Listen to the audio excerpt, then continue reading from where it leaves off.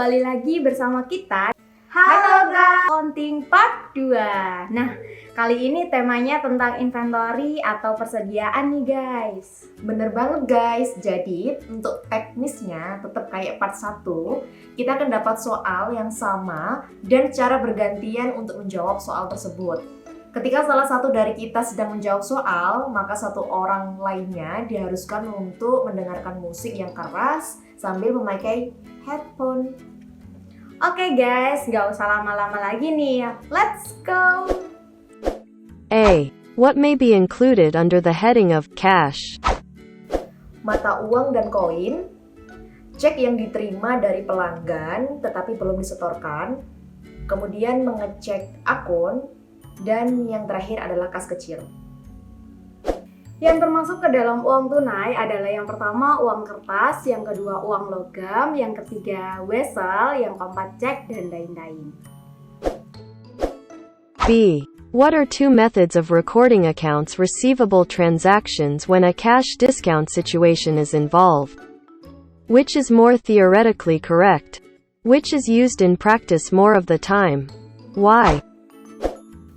Dua metode pencatatan piutang adalah yang pertama mencatat piutang dan penjualan kotor, yang kedua mencatat piutang dan penjualan bersih.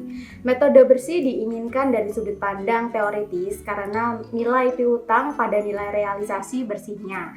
Selain itu, pencatatan penjualan secara neto memberikan nilai yang lebih baik atas pendapatan yang diakui dari penjualan produk. Metode bruto atau gross method dan metode bersih, net method. Metode bersih secara teori lebih tepat dan sering digunakan dalam praktik. Hal tersebut terjadi karena metode bersih dapat menyajikan piutang sebesar yang ditagih di masa depan. C. What is the normal procedure for handling the collection of accounts receivable previously written off using the direct write-off method? The allowance method? Metode penghapusan langsung. Pencatatan kerugian dilakukan dengan mendebet akun piutang ragu-ragu atau bad debt dan mengkredit akun piutang dagang atau account receivable dengan jumlah yang sama. Kemudian yang kedua yaitu metode cadangan. Pencatatan kerugian dilakukan dengan mendebet akun piutang ragu-ragu atau bad debt dan mengkreditkan akun cadangan piutang ragu-ragu atau allowance for bad debt. Metode penghapusan langsung digunakan hanya ketika perusahaan memutuskan bahwa pelanggan tidak akan membayarkan sehingga tidak mencatat estimasi apapun, melainkan mencatat beban piutang tak tertagih. Metode ini melanggar prinsip pencocokan GAAP. Sedangkan metode penyisihan mengikuti prinsip pencocokan GAAP karena memperkirakan piutang tak tertagih pada akhir tahun. Untuk mencatat beban piutang tak tertagih, perkiraan dihitung berdasarkan penjualan atau pendekatan laporan laba rugi untuk tahun tersebut atau berdasarkan saldo piutang usaha pada saat perkiraan atau pendekatan neraca, sehingga dapat menyiapkan rekening cadangan yang disebut penyisihan piutang tak tertagih. D. Indicate 3 reasons why a company might sell its receivables to another company. Alasan yang pertama yaitu sebuah perusahaan mungkin menjual piutang karena uang ketat dan akses kredit normal tidak tersedia atau sangat mahal. Yang kedua, mungkin harus menjual piutangnya alih-alih meminjam untuk menghindari pelanggaran peraturan pinjaman yang ada. Yang ketiga, selain itu penagihan piutang seringkali memakan waktu dan biaya. Yang pertama, ingin memperlancar arus kas perusahaan. Yang kedua, ingin memindahkan resiko ke pihak lain atau anjak piutang. Kemudian yang ketiga, ingin mengalihkan tugas penagihan. E. Describe inventory classifications and different inventory systems.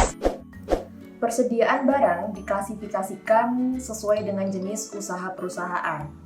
Perusahaan dagang, persediaan barangnya merupakan aktiva dalam bentuk siap dijual kembali dan yang paling aktif dalam operasi usahanya. Sedangkan dalam perusahaan manufaktur, persediaan barang dapat diklasifikasikan sebagai bahan baku, barang dalam proses, dan barang jadi. Kemudian untuk sistem pencatatan persediaan yang lazim digunakan ada dua macam. Yang pertama yaitu sistem fisik atau physical inventory system, di mana sistem harga pokok penjualan dihitung secara periodik dengan mengandalkan semata-mata pada perhitungan fisik, tanpa menyelenggarakan catatan hari ke hari atas unit yang terjual atau yang ada di tangan. Kemudian untuk sistem yang kedua yaitu sistem perpetual atau perpetual inventory system, di mana sistem ini menyelenggarakan pencatatan terus-menerus yang menelusuri persediaan dan harga pokok penjualan atas dasar harian. Klasifikasi persediaan terdiri dari 3, yaitu yang pertama raw material atau biasa disebut dengan bahan baku, yang kedua work in progress atau bahan baku atau bahan mentah yang masih dalam proses produksi, yang ketiga finished good atau biasanya itu disebut barang jadi. Sementara sistem dalam persediaan itu ada periodik atau physical inventory, yaitu menghitung persediaan secara teratur setiap 3 hingga 6 bulan untuk memverifikasi keakurasian persediaan tersebut sesuai dengan angka penjualan. Yang kedua, ada sistem persediaan berupa perpetual inventory, yaitu sistem yang melibatkan pelacakan tingkat stok saat barang itu diterima, diproduksi, dijual, atau dikembalikan ke toko. F. In what ways are the inventory accounts of a merchandising company different from those of a manufacturing company? Dalam bisnis retail, persediaan biasanya hanya terdiri dari satu kategori, yaitu produk yang menunggu untuk dijual kembali. Dalam perusahaan manufaktur, persediaan terdiri dari bahan mentah atau bahan baku, barang dalam proses, dan barang jadi. Perbedaan tersebut terdapat dalam hal akun pokok produksi. Hal ini terjadi karena proses dan aktivitas kedua perusahaan tersebut memiliki perbedaan yang signifikan. Perusahaan manufaktur mengolah barang mentah menjadi barang setengah jadi ataupun barang jadi untuk dijual, di mana semua kegiatan produksi tersebut dicatat sebagai biaya produksi dengan akun harga pokok produksi.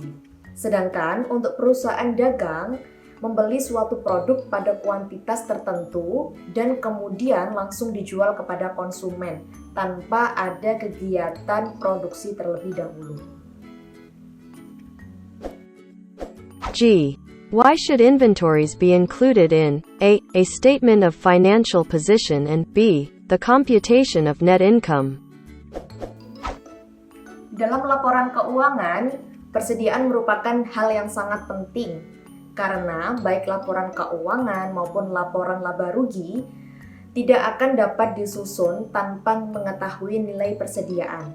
Dalam perhitungan laba rugi, nilai persediaan awal dan akhir mempengaruhi besarnya harga pokok penjualan atau HPP.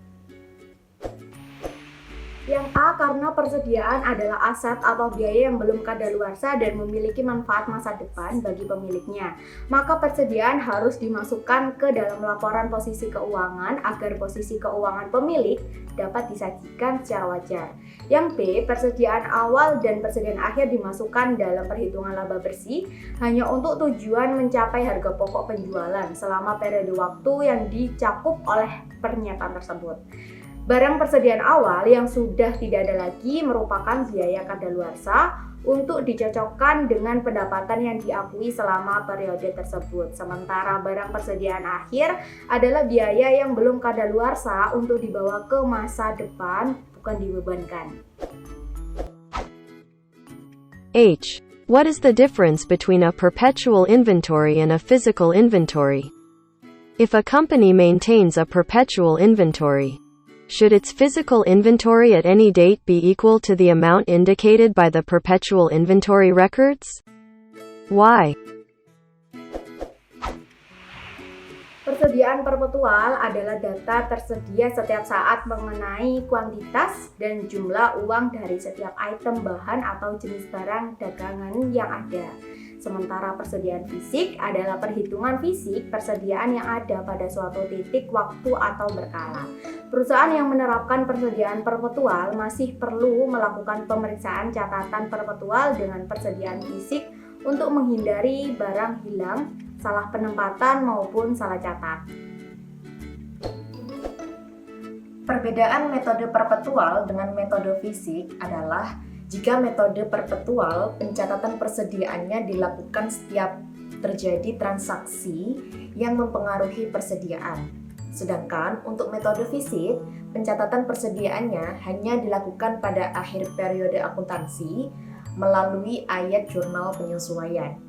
Perusahaan yang menerapkan sistem perpetual masih perlu melakukan pemeriksaan fisik pada persediaan akhir, dikarenakan yang pertama, untuk mengetahui ketepatan dari catatan sistem perpetual yang telah dibuat oleh perusahaan, kemudian yang kedua, untuk menghitung dan mengetahui berapa banyak persediaan yang hilang, entah karena dicuri, terbuang karena mubazir, atau untuk mendeteksi pencurian yang dilakukan oleh pegawai.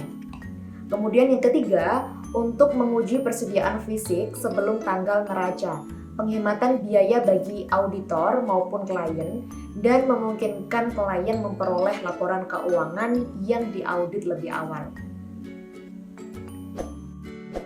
I. Define cost as applied to the valuation of inventories. Menurut STIS pada tahun 2009, biaya-biaya yang harus dimasukkan dalam persediaan adalah yang pertama, biaya produk, kemudian yang kedua, biaya periode, yang ketiga, biaya manufaktur, yang keempat, diskon sebagai pengurangan biaya, dan yang kelima adalah retur dan potongan pembelian. Dalam persediaan, biaya berarti jumlah pengeluaran dan beban yang berlaku secara langsung atau tidak langsung untuk membawa suatu barang ke kondisi dan lokasi yang ada. J. Distinguish between product costs and period costs as they relate to inventory. Biaya produk adalah setiap biaya yang dikeluarkan dalam proses memperoleh atau membuat suatu produk, mencakup persediaan karena ketika produk dijual, biaya produk menjadi bagian dari harga pokok penjualan seperti yang ditujukan dalam laporan laba rugi. Misalnya seperti tenaga kerja langsung, bahan baku, persediaan manufaktur. Sementara biaya periode tidak secara langsung terkait dengan proses produksi. Biaya periode tidak dibebankan pada suatu produk tertentu atau biaya persediaan seperti biaya produk. Oleh karena itu, biaya periode dicatat sebagai beban dalam periode akuntansi di mana biaya tersebut terjadi. Misalnya nih, seperti biaya pemasaran. Biaya produk atau product cost adalah biaya yang berhubungan langsung dengan transfer barang ke lokasi bisnis pembeli dan pengubahan barang tersebut ke kondisi yang siap untuk dijual. Sedangkan untuk biaya periode atau period cost adalah biaya yang tidak dianggap berhubungan langsung dengan akuisisi atau produksi barang dan karenanya tidak dianggap sebagai bagian dari persediaan. Oke, finally 10 soal sudah terjawab ya Za. Kira-kira apa nih kesimpulannya? Kesimpulan ya. Intinya dalam persediaan kita biasanya akan mengklasifikasikan barang itu dalam 3 jenis, yaitu bahan baku, barang dalam proses, dan barang jadi. Sementara pencatatan persediaan ada metode perpetual dan metode fisik. Wah, mantap banget. Oke deh, segitu aja video Battle Accounting part 2 kali ini ya. Semoga kalian tidak bosan untuk mengikuti channel kita terus. Semoga juga video ini bermanfaat bagi kalian semua yang menonton video ini. Sampai bertemu di video selanjutnya.